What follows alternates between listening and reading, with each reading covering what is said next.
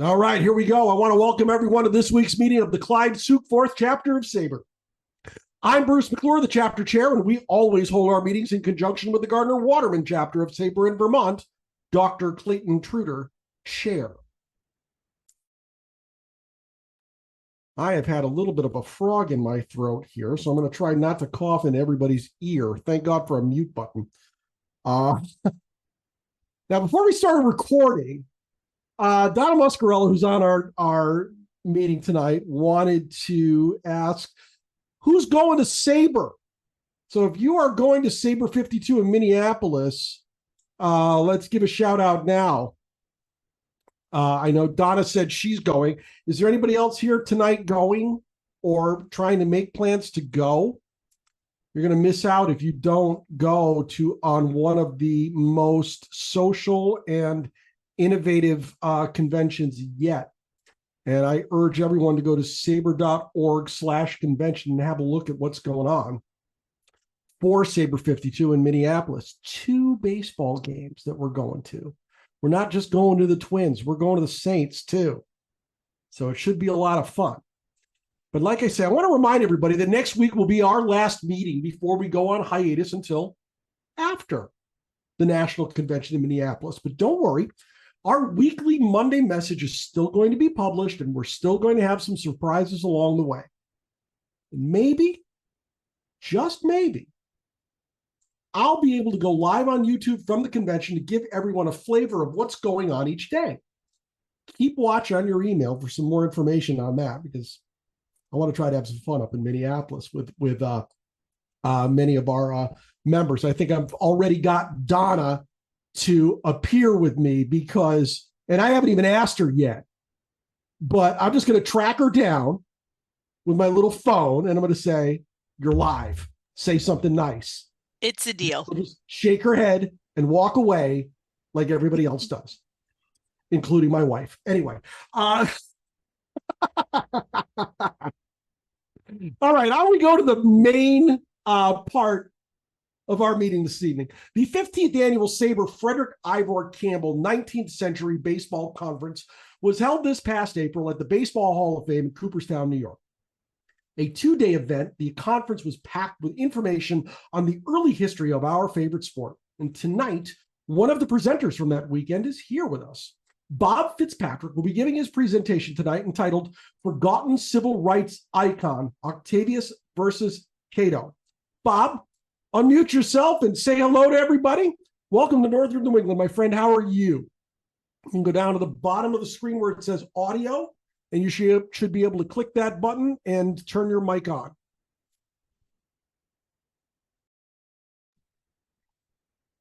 Bob is a bit of a novice with Zoom, so we're going to give him a second here.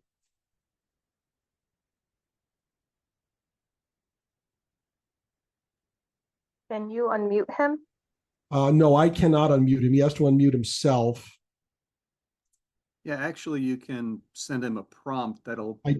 screen menu pop up on him. I think it's visible from participants. Yep, I've done that already. I did ask him to unmute. So I'm going to give him a second here. Thank you, Gary, for that. I didn't even say hello to you. How are you? Oh, pretty good here in Beaverton. There you go.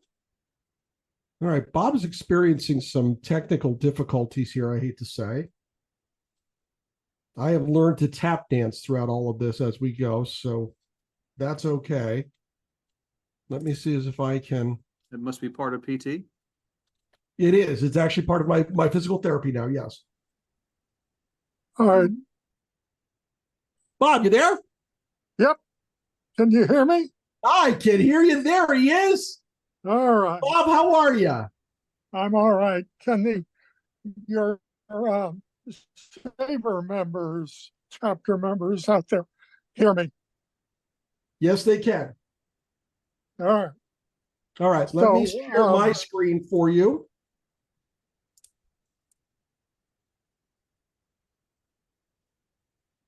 Hopefully everybody can see that. All right, they've got the slide deck up in front of them, correct? If they can see Forgotten Civil Rights Icon. There you go. All right. Let me say at the outset first, thanks to Bruce and all of you for making this possible. Secondly, on slide number 1, the first slide, I describe Mr. Catto, and it's not verses, that's his middle initial, Valentine, was his middle name. Anyways, I describe him as an icon, and I think I got ahead of myself when I wrote that a long time ago, because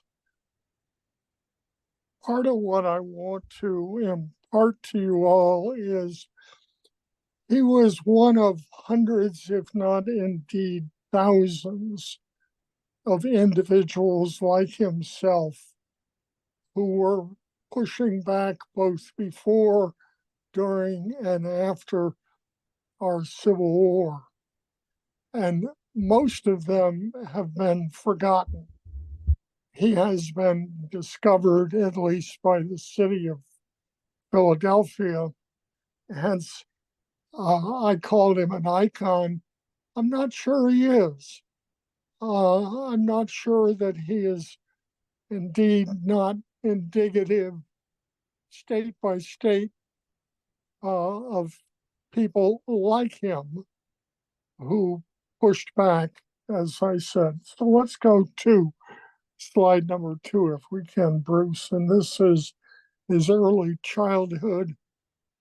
Of all places for an African American to grow up prior to the Civil War, I couldn't think of a worse place than Charleston.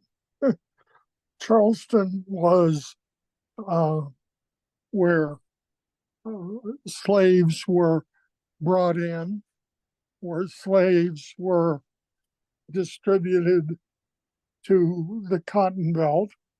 And this is what this young man grew up with. Racism and segregation that many of us have not seen. And in the white mentality in Charleston was an extraordinary fear of slave rebellions. Let's not forget our history. There had been the revolution in Haiti, which is none of us discuss anymore. But historically, back then, it was a big, big deal and a big fear that the same thing could be replicated in the South. And then in South Carolina, during Octavius's youth, there was a rebellion led by Denmark Vesey, Vesey, a rebellion that was put down. And last time I checked, I hope I'm wrong, the only marker anywhere near Charleston to do historic homage to Denmark Vesey is a crude road sign that you pass at about 55 miles an hour. There's no place to turn off and take a look at it. That's our sense of doing respect to what he did many, many years ago. Let's go to slide number 3. And he had a very, very strong dad who was a Presbyterian minister, Reverend William Catto. And one could write a book simply about his dad and his dad's accomplishments. His dad got them out of Charleston at a fairly young age, and they went to Baltimore with his dad believing that he was going to go to Liberia.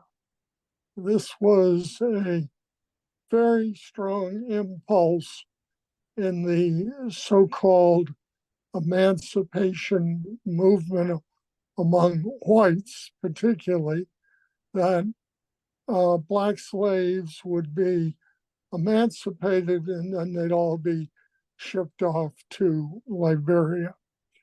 And Reverend William and the family were ready to go to Liberia when he was tipped off that one of his letters, one of his communications back home had been intercepted, and the white establishment thought that Reverend William was preaching a slave rebellion, and there was a warrant out for his arrest.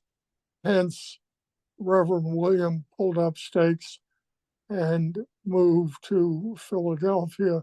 This was shortly before the fugitive slave law, which was probably one of the precursors of the Civil War to come. Not in your slide deck. Let me just quickly share with you. Frederick Douglass was actually very close to John Brown. John Brown stayed in Douglass's home in upstate New York just before his failed assault on the federal barracks in Harper's Ferry.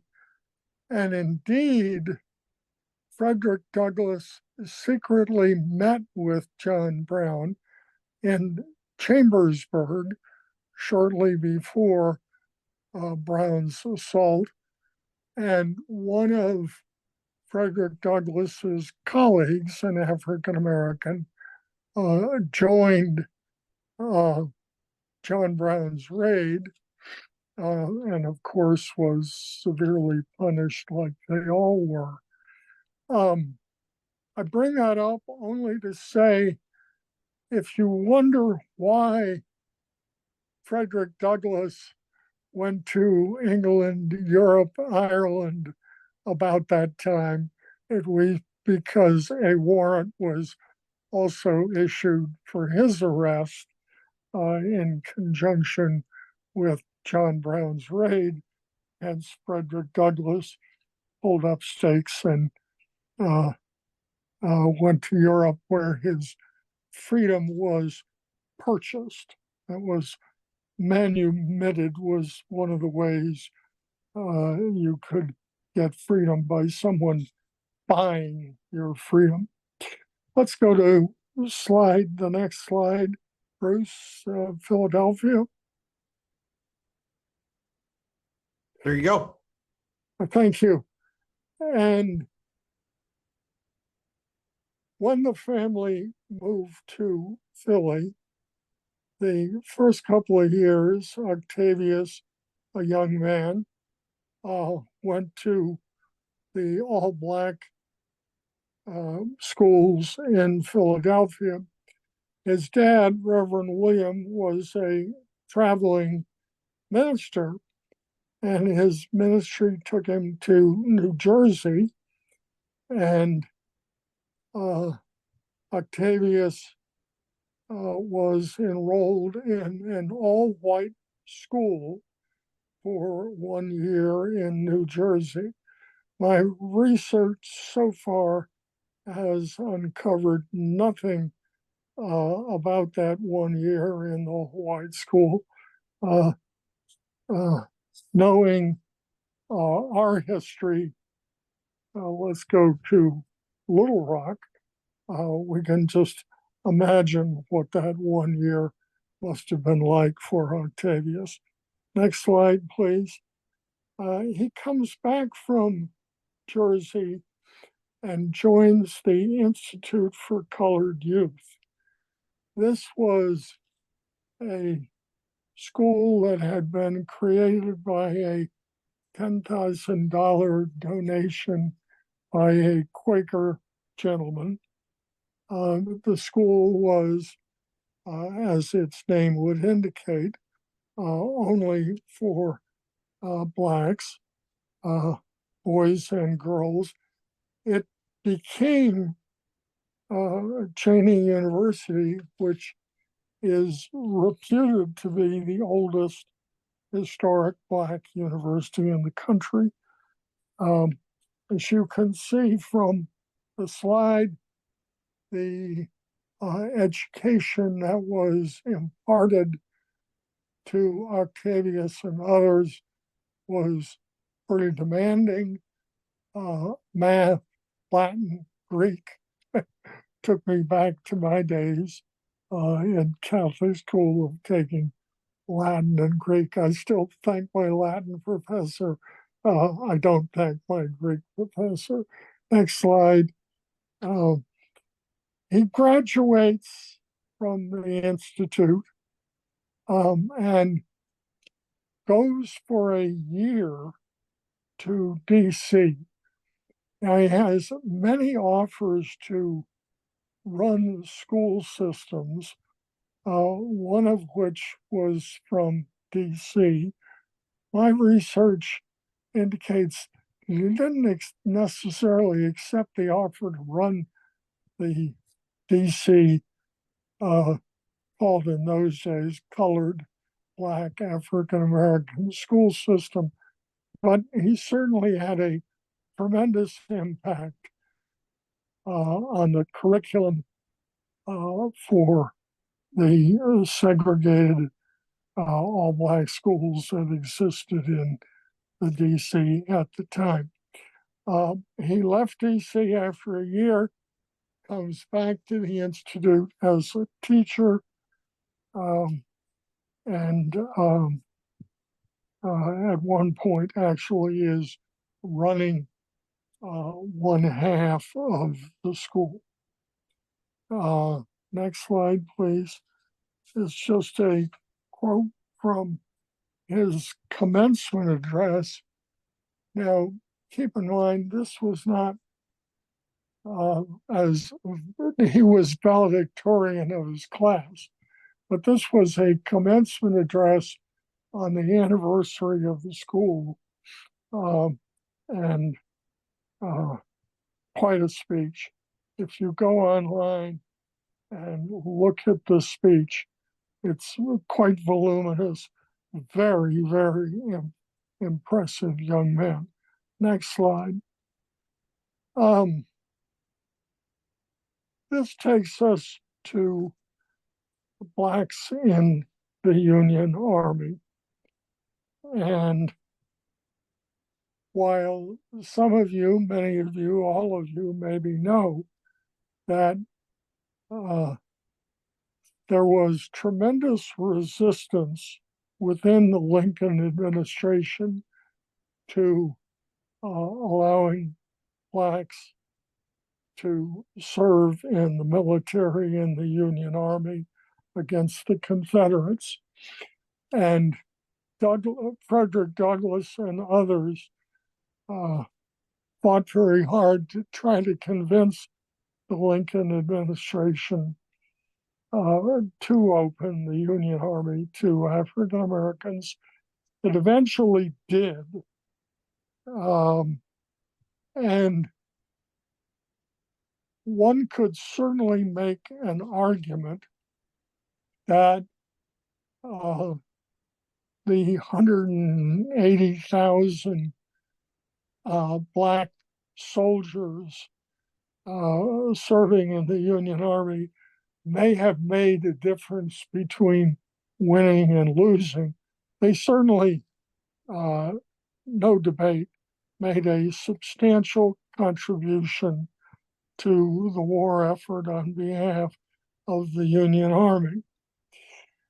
A famous philosopher, Barzun, if I'm pronouncing Barzun, once said, if you want to understand America, you have to understand baseball. And if you want to understand the history of Blacks in the military in the United States, just take a look at, and this shocked me when I discovered it the other day, the Grand Army of the Republic, GAR, initially did not allow Blacks into the Grand Army of the Republic. This sort of discrimination against Blacks in the military continued well beyond the First World War. Frederick Douglass and others enlisted, as I said, about 180,000 into the Army, I think about 20,000 into the Navy. So about 200,000 African Americans served in the fight for the Union. Douglass, in his billboards arguing for African Americans to be allowed, and then when they were by congressional legislation, I think in 1842, then recruitment efforts began, and Douglass recruited principally by arguing to African Americans that if you serve in the Union Army, there will be payback when the war is over.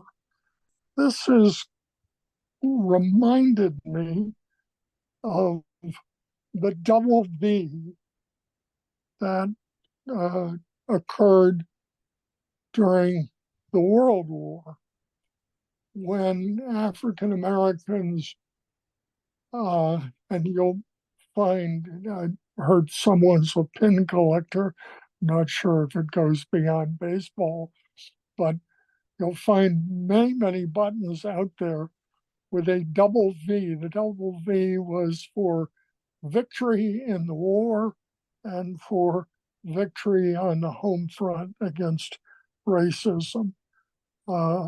Just like Frederick Douglass's comparable double V, it was a failure on the second score. I only recently saw, so I'm just sharing it because it's not in your slide deck, but it's a little bit of my shock at learning so much of our history. African American mothers, Gold Star mothers of African American World War victims, were not allowed to sail on the same ship with white mothers to see their graves in France. Next slide. As I say, Octavius, Frederick Douglass, and many others recruited many Black soldiers. Octavius, when the Union invaded Pennsylvania, ultimately for the Great Battle of Gettysburg, Octavius had recruited, I guess I'll call it a regiment of African American soldiers.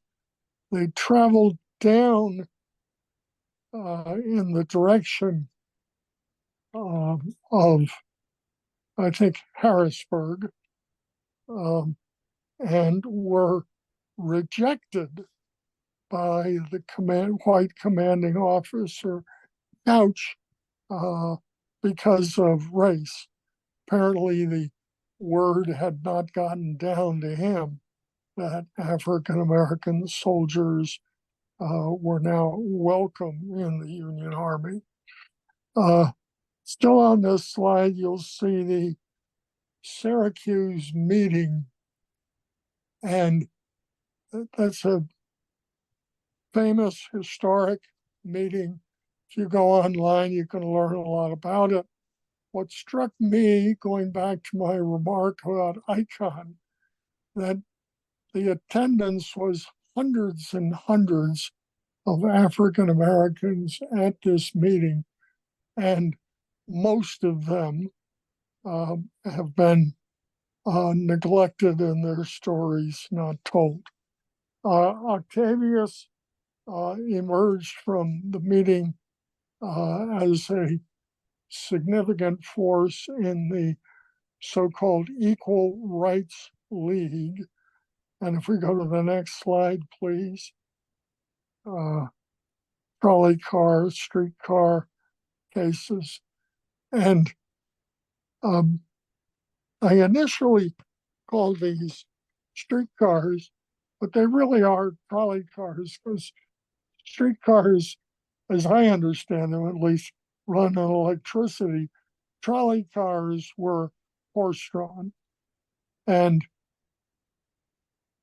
this became the segregation on trolley cars in Philadelphia became a big issue for Octavius and others. Interestingly, if you do your research, and I'll be happy to send it to Bruce, who can distribute it to all of you. I passed this out at the Malloy conference, I think, recently. But in any event, trolley cars, streetcars, buses, the segregation of all became a major issue throughout the country. Was not just limited to Philadelphia, was in almost every major metropolitan area in the country. Next slide is Reverend Alston, I believe. And this slide and the slide following it, which is a quote from the New York Times. The story about Reverend Alston is as follows. Was a well-respected minister in Philadelphia, had a young son who had asthma. And the Reverend took his son to a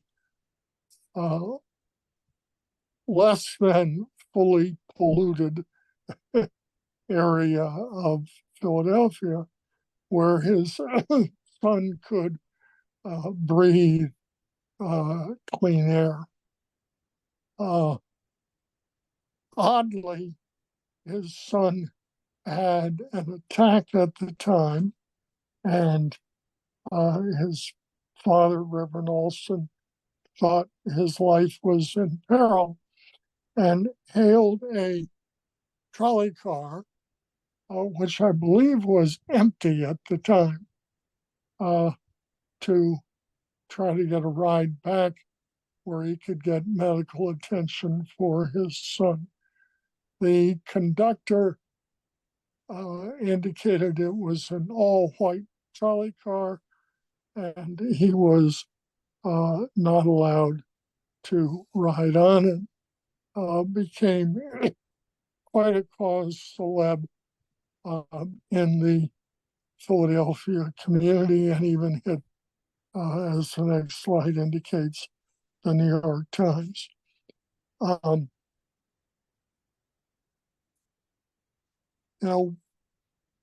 Some, including probably myself, have included or have referred to Octavius as ahead of his time, 100 years ahead of his time. And as you'll see on one of the slides, he was riding a trolley car, refused to be segregated. The conductor unleashed the horses, took them off for the night, left the trolley car sitting there, and Octavius, to his credit, engaged in what may have been one of the first sit-ins. He stayed for the entire night. Now, he's been described, as I said, as kind of 100 years ahead of his time, and compared to Rosa Parks and the famous busboy hunt that she precipitated. I don't think that's really a fair story to Octavius or Ms. Parks. It goes back to my theme that he's not so much an icon, who was one of thousands who pushed back against their mistreatment, the segregation of public transport in the United States. Here in D.C., I'm an old guy. I grew up a long time ago, and our transit system, when I was a young boy, was segregated on the basis of race. The next 4 slides are baseball. And so, Bruce, maybe you can just go through them slow so people have enough time to take a look at them. And I'm just going to talk about Octavius and baseball, kind of the highlights. I think he recruited most of his team from the Institute for Colored Youth. And they had this is not, a Hall of Fame play, okay, but they had a good team. They beat pretty much all the other black teams in the area in upstate New York, DC. They won them all. So they were considered the best of the all-black clubs in the area. Octavius then challenged white clubs to play his team, the Pythians, and eventually convinced a team to play them, and Octavius's team, the Pythians, got wasted by the white team. A week or so later, they played a second white team, and they actually won that game. The history of the color line has a little bit to do with Octavius. He tried to get his club, the Pythians, to be installed as members in the Pennsylvania State Baseball Association. And word filtered down to Octavius and others that if it was put to a vote, it was going to be heavily against any African-American team like his, and therefore they withdrew their application. Several years later, the at the National Association, the color line was actually put in writing and became history that we all know about.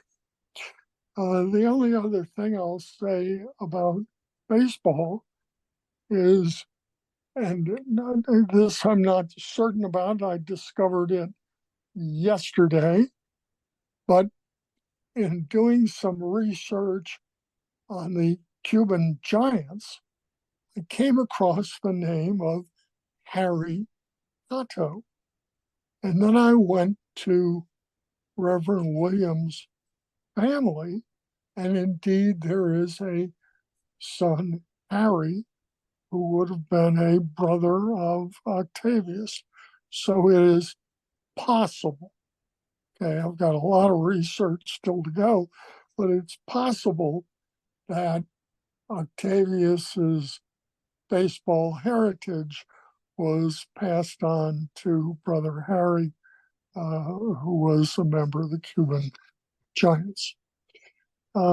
Next slide, please. This should be the slide, Bruce, entitled 15th Amendment.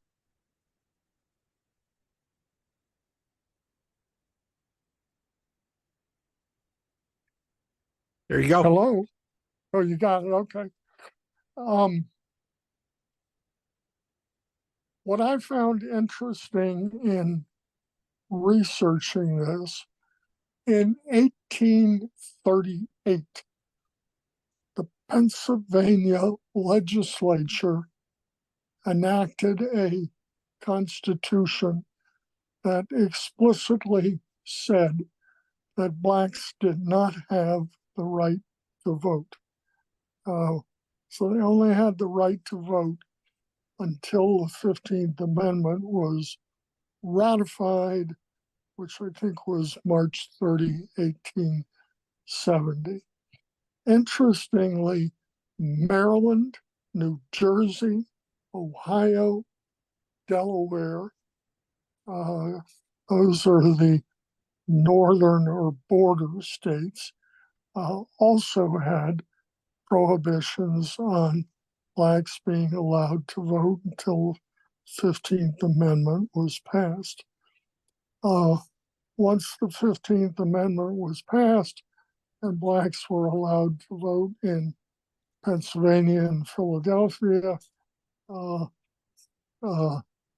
sure Democrats in Pennsylvania would be shocked to hear that Pennsylvania, Philadelphia was a Republican state at the time, opposed, sadly, by Democrats, many of whom were Irish immigrants.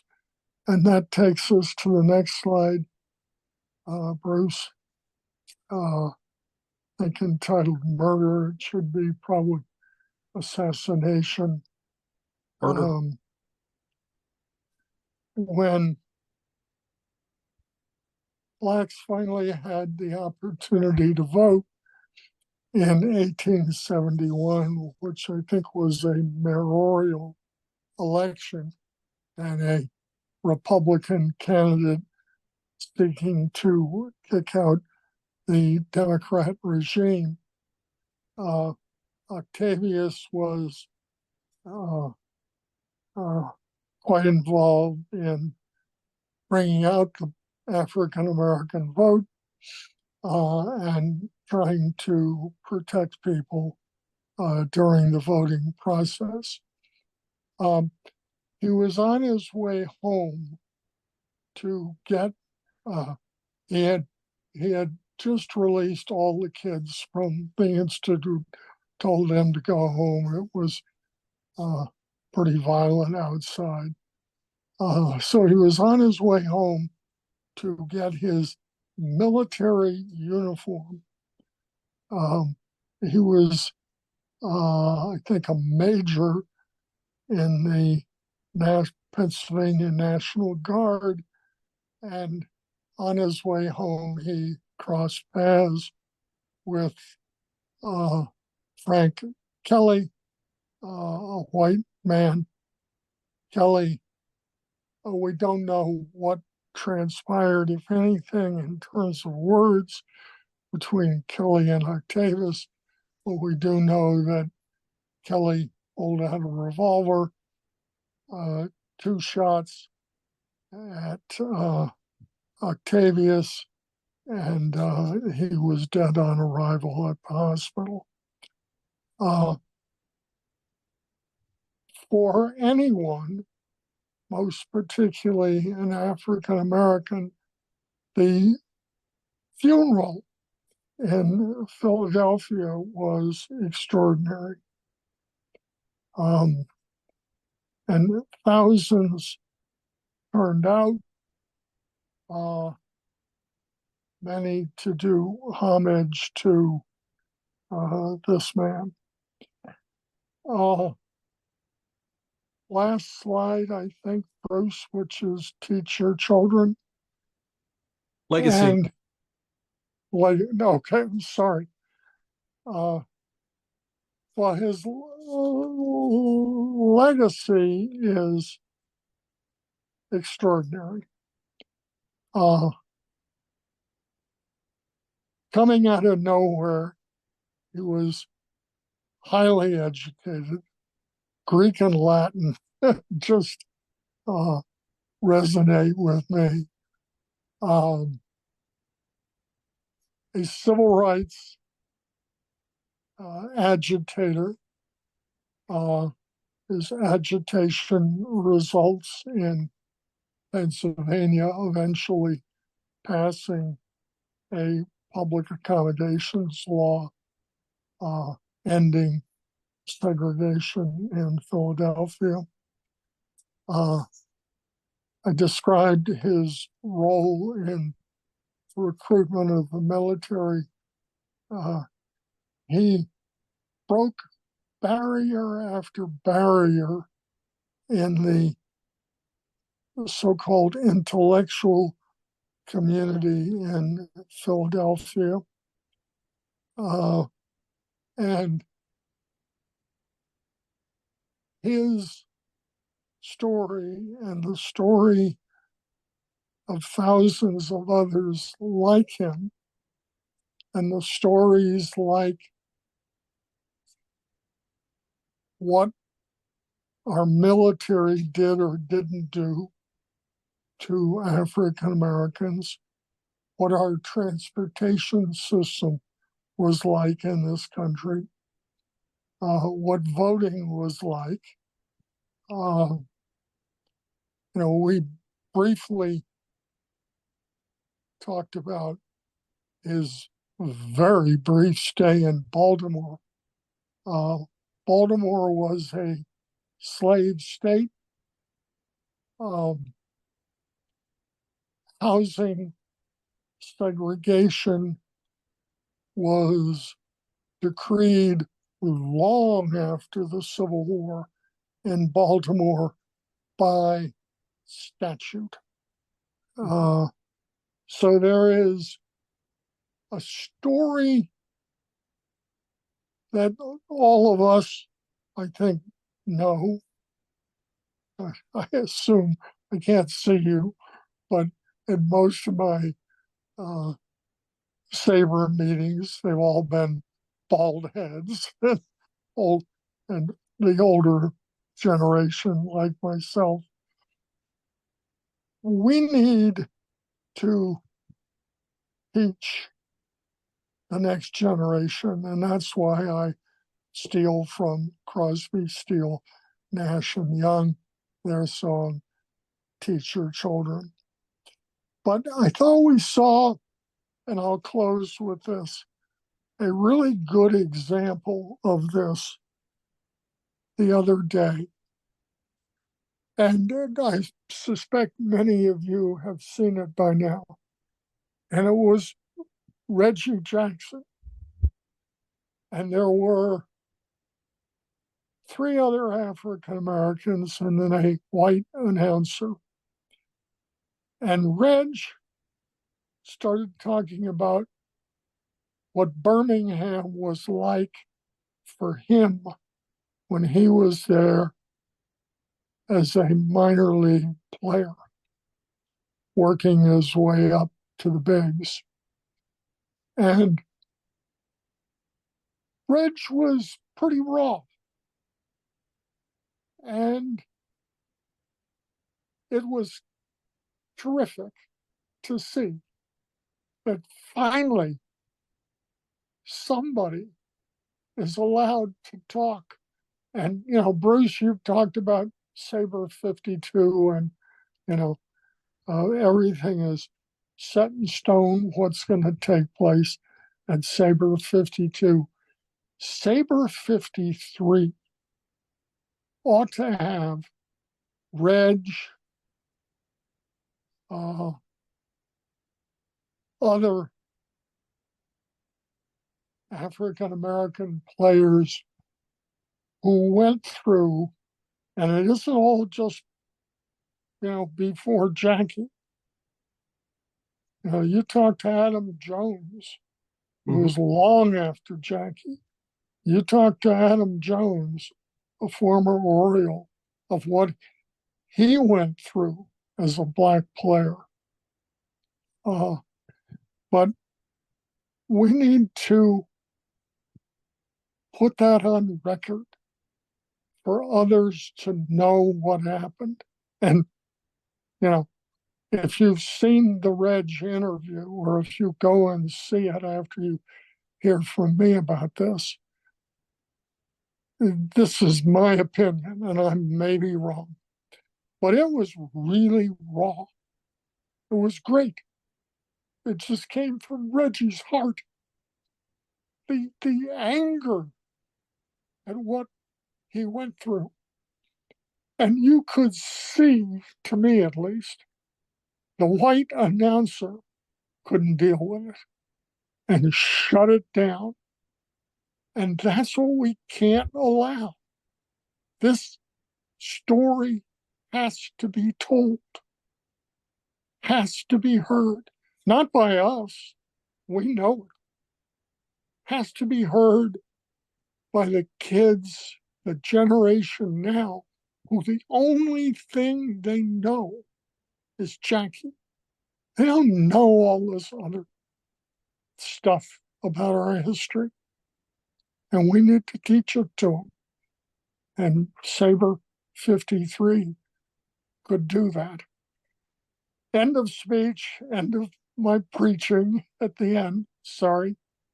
Happy to take any questions. I want to get this out there. When we scheduled this meeting, I did not know anything about this story. And I happened to be talking with another friend of mine from SABR, and actually from outside of SABR. Molly's knows him well. She went to school with his daughter, Alan Cohen, who is also part of the Negro Leagues research that is going on with SABR right now. And he has told me several times that the work that is being done is making Negro League research so fluid right now. It changes on almost a daily basis. And it is fascinating and fantastic to see that this is finally taking place, and that these men are getting their due. And in some cases, these women as well are getting their due. And I speak for myself, and I hope I speak for a lot of other people in SABR, and maybe one or two on this call, where, excuse me, I'm very proud of all of this work that is going into this, especially by our group here with the Society for American Baseball Research. Now, springboarding off that, I saw that Rickwood game, and I saw Reggie and did a double take. Molly will tell you, I did a double take twice when he was speaking. And when Bob calls it raw, that is an exceptional way of putting it. Not only was it raw, it was real. It was from the heart. And in reading stories after the fact, one of the things that I found was they had to go to break while Reggie was talking. And the producers were in, I think it was Kevin Burkhardt was the moderator of this. Kevin Burkhardt, who's fantastic. And the producer was in Burkhardt's ear to say, hey, you know what, you got to cut this short. We got to go to break. And he wouldn't do it.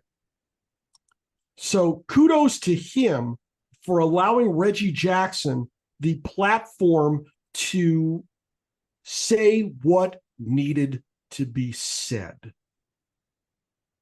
even on a day that was so somber with Willie's passing. I think over the next 18 months, you are going to see a monstrous amount of information uncovered by researchers within and outside of the Society for American Baseball Research that will only expand our knowledge, not only of baseball, but what these men and women went through at that time.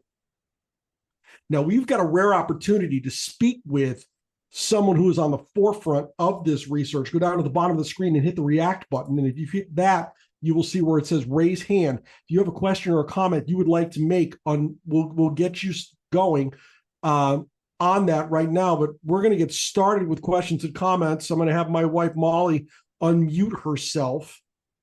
And then she can ask. Bruce, I'm going to talk back at you about what you just said, but I'll hold off until we get through the Q&A. Well, let's get Molly in, and then you can make your comments as well. Molly, go ahead. First of all, thank you for coming to talk to us. It was a lovely presentation you had. I'm an educator, and I heard you speaking about getting the message out to the young people and going to SABR to pass it. But I think that if you were to talk to local university, local high school, civics teachers, history teachers about this, I wonder if you could go in as a special presenter to help with American history and civics lessons. Well, you kind of hit on a little bit of what I'm doing. I'll backtrack a bit just so those who don't know me have a little better idea. In 1966, a long time ago, I was in law school, and somebody said to me, "What are you doing this summer?" I said, "Nothing." Said, "You want to go to Mississippi?" "Yeah, why not?" So the summer of '66, I spent in Mississippi as a law student. Got Stokely out of jail to give his Black Power speech. Rode around in a station wagon with Martin Luther King, and then ended up for 2 months in the Mississippi Delta and saw what I'd never seen before, because I grew up in, privilege, and I saw what life was like for people there, and it changed my life. And so I became a civil rights lawyer. Did that for 50 some years, and now my passion became first Black baseball. That became more Black history in this country, because in researching people like Octavius, you can't help but stumble onto history that involves other people. So that's a long way of saying I am writing kids' books. And I hope it's a series of kids' books Oh, wow. that Scholastic or some other company will pick up. And, you know, it will tone Reg down a bit. Won't be quite that raw for little kids, but it will be through history. And it will be a series on Black America. Secondly, as therapy from lawyers, about 10 years ago, I started to teach little children, 5, 6, 7 years old, at a local school, and continue to do that, and obviously carry some of my baggage with me. So if this isn't an appropriate point, I'd like to respond a little bit to what Bruce said. Please do. I am in awe of the scut work, if you will, that is being done by people to uncover statistics and games, box scores, etc., about African American players. But I do have one concern, and I'm a newbie. I may be wrong.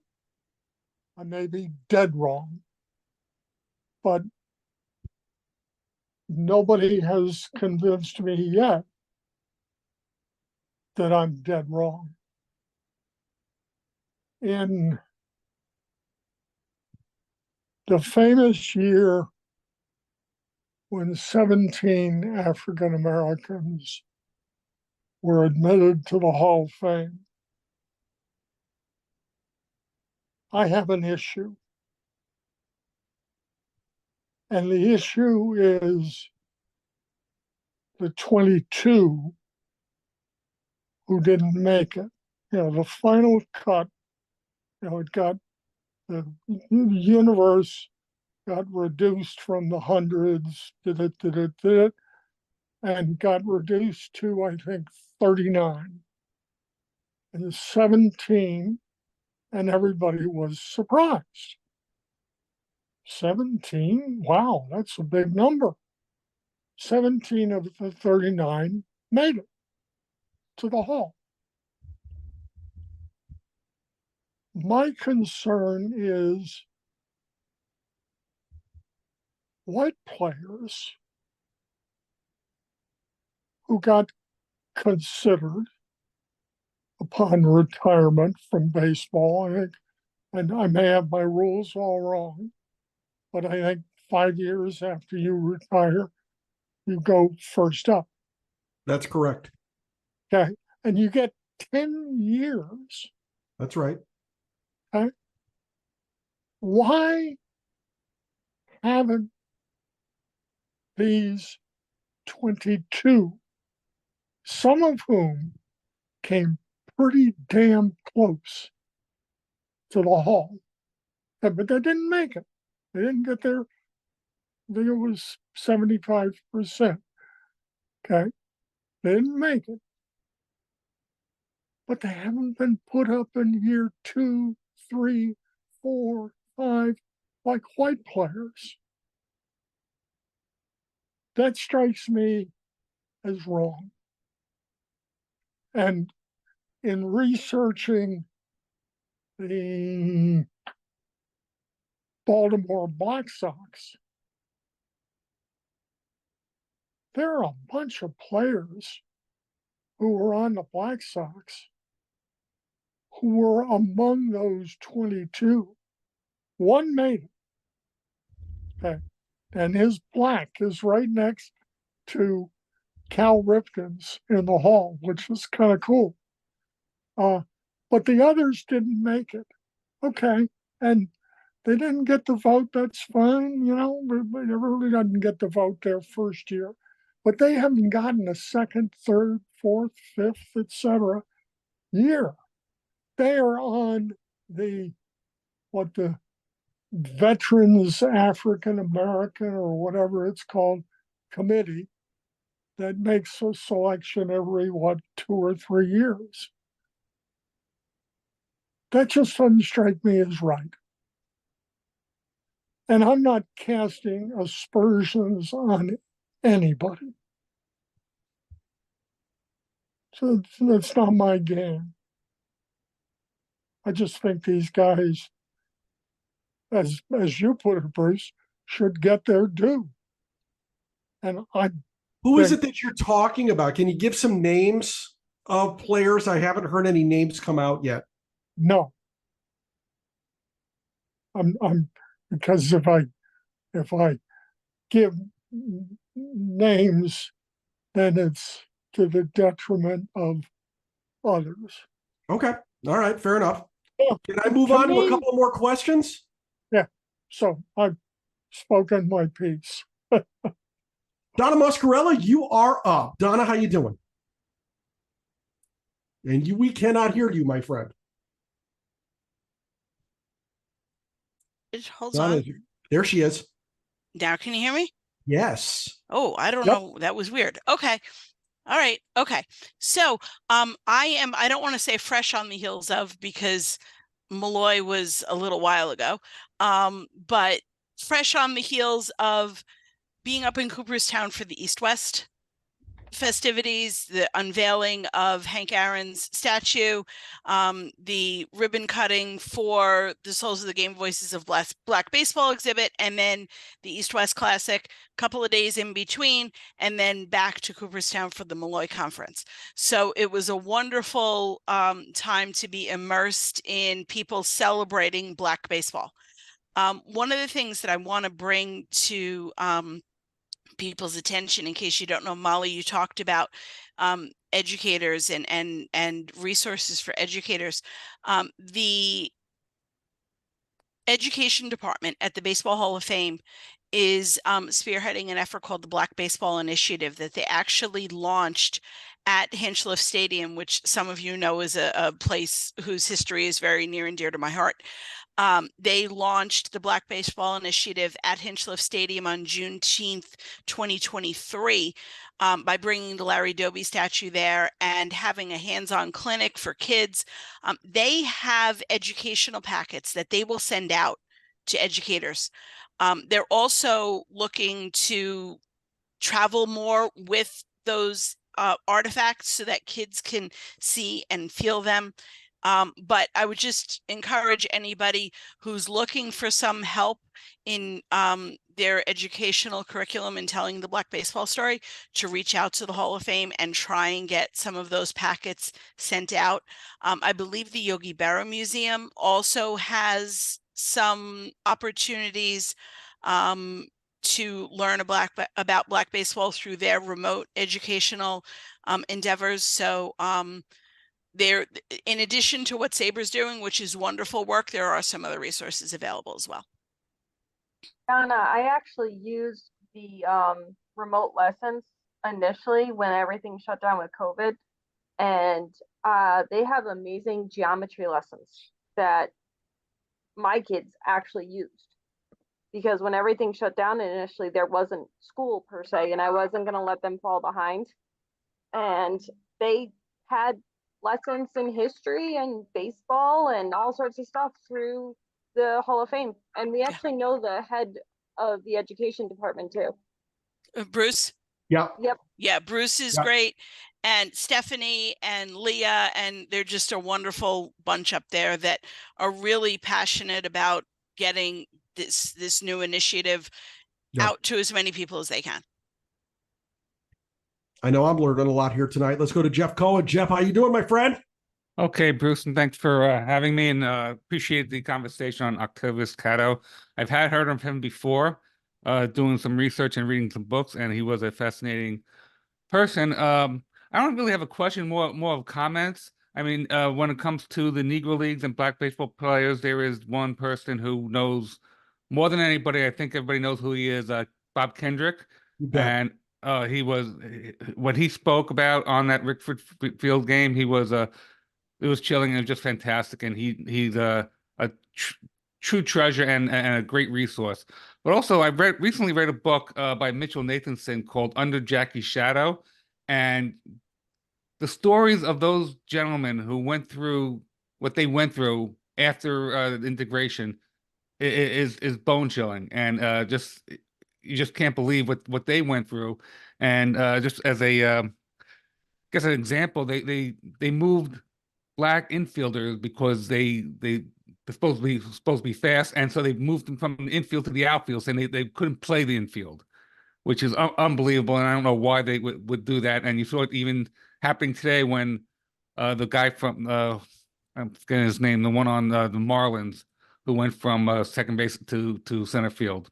Oh, And yeah. so, yeah, I don't remember his name. It's slipping my mind. I know exactly We're who it talking is. Jazz Chisholm. Jazz Chisholm. Thank you very much. You go. Thank you very much. Yeah, and Mookie Betts also. Mookie Betts also, yes. So you still find that happening today. But yeah, Mitchell Nathanson, highly recommend that book. It's called Under Jackie's Shadow. So that's all I have to say. Thank you. Yeah, and it's very interesting that you bring up Mitch Nathanson, because guess who's going to be here next week? Okay. He is here next week. We'll talk about that in a few minutes. Gary Joquin, I'm going to have you on mute, and you, my friend, are up. How you doing? Oh, pretty good here in Beaverton, Oregon.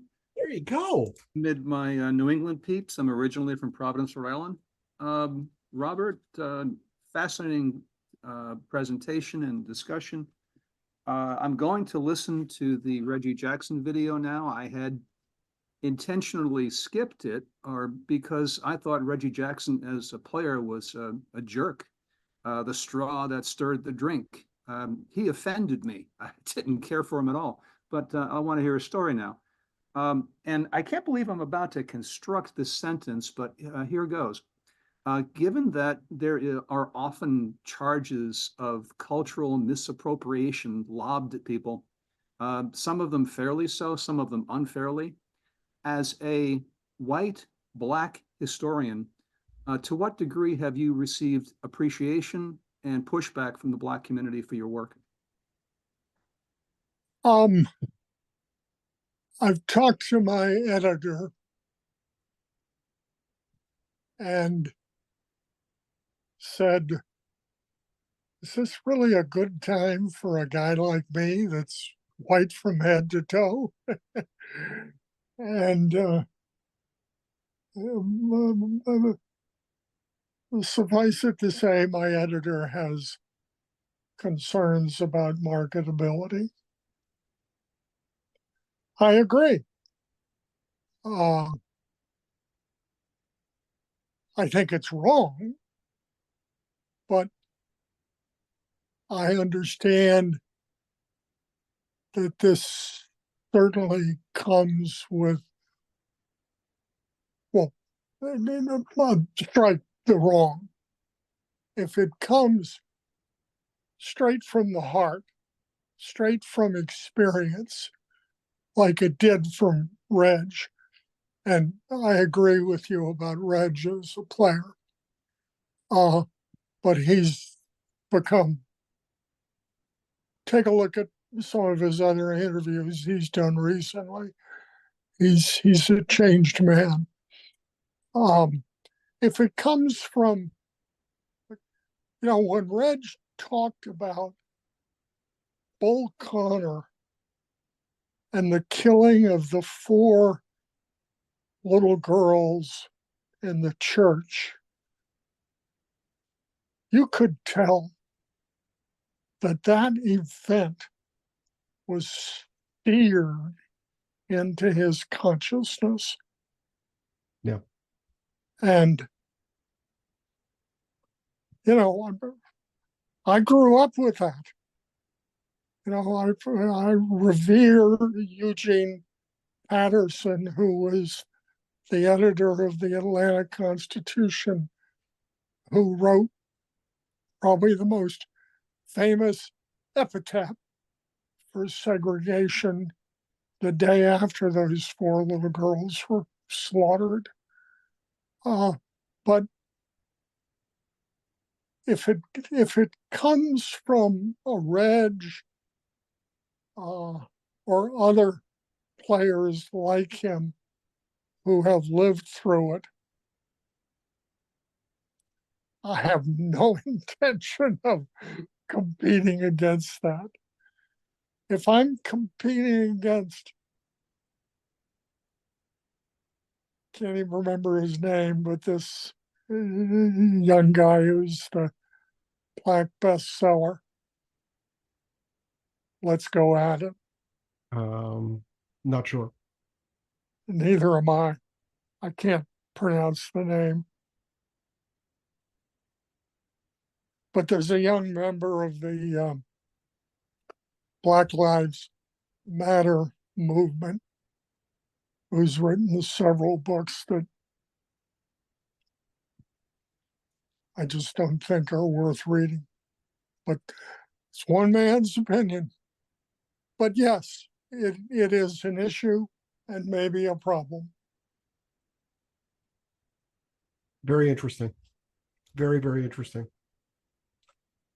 Can This I is a jump fascinating discussion. Molly, did you have something?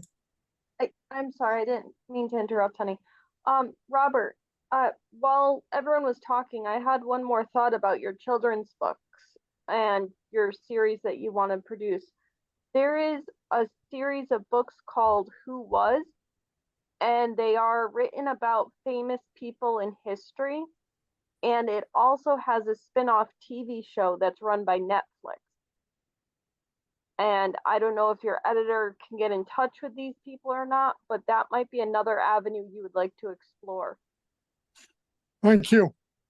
You're welcome. I hope you have success with it because I think it's important to get it out there. Let's move to Dixie Tarango. Dixie, how you doing, my friend? I'm doing fine. Great to see Got a you. load of Gus tonight. There you go. If anybody wants to increase the size of their already ridiculous sized libraries, I have this book,